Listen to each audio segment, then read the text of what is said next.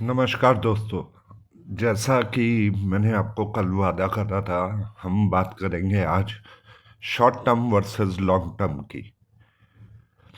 तो सबसे पहले हमें यह जानना होगा कि शॉर्ट टर्म ट्रेडिंग और लॉन्ग टर्म इन्वेस्टमेंट में डिफरेंस क्या होता है। इनकम टैक्स के हिसाब से 1 साल से नीचे शॉर्ट टर्म होता है और 1 साल से ऊपर का होराइजन लॉन्ग टर्म का होता है। अब ये जानते हैं कि शॉर्ट टर्म कितने प्रकार के हो सकते हैं। शॉर्ट टर्म 5 मिनट के लिए भी आप बाइंग कर सकते हैं, 5 दिन के लिए, 50 दिन के लिए, 3 महीने के लिए, 6 महीने के लिए, या 1 साल से कम कभी भी आप शॉर्ट बाइंग करते हैं और उसकी भी सेलिंग करते हैं तो उसको शॉर्ट टर्म ट्रेड कहते हैं।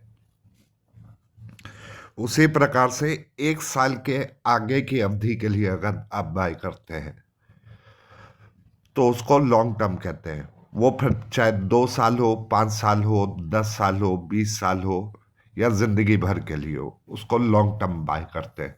जैसे वॉरेन बफे ने कोक आज से करीब 50 साल पहले बाय करा था, आज तक उसको बेचा नहीं है।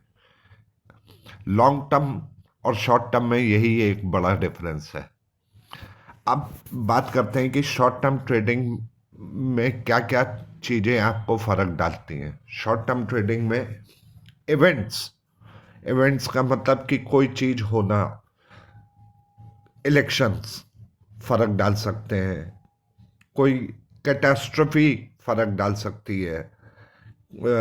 जैसे कि कोविड आया था, उस समय शॉर्ट टर्म में प्राइजेस गिर गए थे, वो फर्क डाल सकता है। दूसरी चीज जो फर्क डाल सकती है वो गवर्नमेंट का पॉलिसी चेंज होना, शॉर्ट टर्म में बहुत जल्दी शेयरों के प्राइसेस पे फर्क डाल सकता है। तीसरी चीज जो फर्क डाल सकती है शॉर्ट टर्म में वो है मैनेजमेंट में चेंज होना या मैनेजमेंट का कोई डिसीजन। चौथी चीज क्वार्टरली रिजल्ट्स या yearly results short term trading पे फर्क डाल सकते हैं। पांचवी चीज कोई बड़ा कॉन्ट्रैक्ट मिलना या सब कॉन्ट्रैक्ट मिलना या किसी को कॉन्ट्रैक्ट देना, वो फर्क डाल सकता है। छठी चीज इनपुट मटेरियल कॉस्ट में या जो चीज वो कंपनी सप्लाई करती है उसके प्राइसेस में फर्क होने पे एकदम से प्राइसेस डिफर कर सकते हैं, जिसको कॉस्ट चेंज भी बोलते हैं। ये सब चीजें हैं जिनको ध्यान में रख के हमें शॉर्ट टर्म ट्रेडिंग करनी चाहिए। अब बात ये आती है कि आप इन इवेंट्स को कैसे एनालाइज कर सकते हैं। ये सब इवेंट्स या तो आप न्यूज़ के थ्रू एनालाइज कर सकते हैं या कंटिन्यूस बीएससी की साइट पे या एनएससी की साइट पे कंपनीज अपना डिस्क्लोजर्स डालती रहती है, आप उनसे एनालाइज कर सकते हैं। वो एनालिसिस करने के बाद आप डिसीजन ले सकते हैं कि आपने खुद शॉर्ट टर्म या लॉन्ग टर्म के हिसाब से ट्रेड करना है। शॉर्ट टर्म ट्रेडिंग आप इवेंट्स पे तो कर ही सकते हैं, आप चार्ट्स पे भी कर सकते हैं, और सेम तरीके से लॉन्ग टर्म ट्रेडिंग भी आप चार्ट्स पे कर सकते हैं। अब लॉन्ग टर्म ट्रेडिंग में क्या चीजें होती हैं वो हम जान लेते हैं।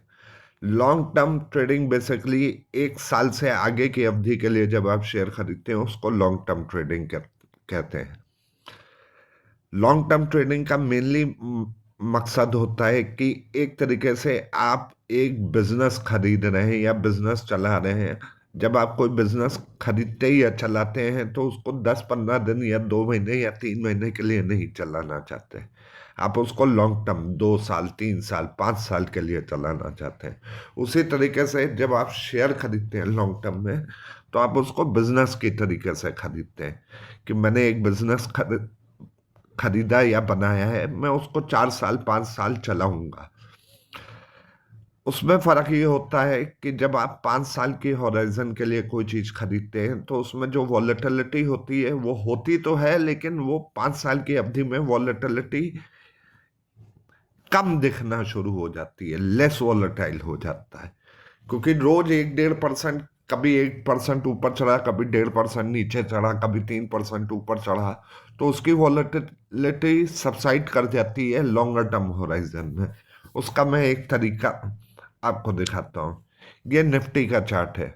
जैसे आज ही निफ्टी में करीब ऊपर और नीचे 300 पॉइंट की मूवमेंट हुई है।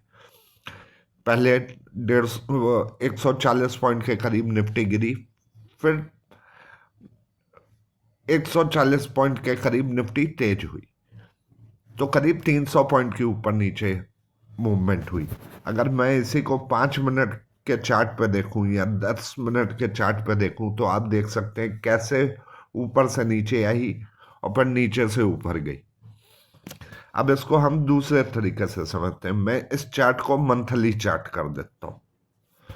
तो मंथली चार्ट पे आपको कैसे दिख रहा है कि मार्केट ने 7500 हुआ 4 साल पहले, और आज की तारीख में 2024 में 22,474 पे।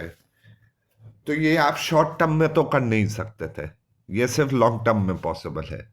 लेकिन शॉर्ट टर्म ट्रेडिंग करने का अपना फायदा है और लॉन्ग टर्म चीजें रखने का अपना फायदा है।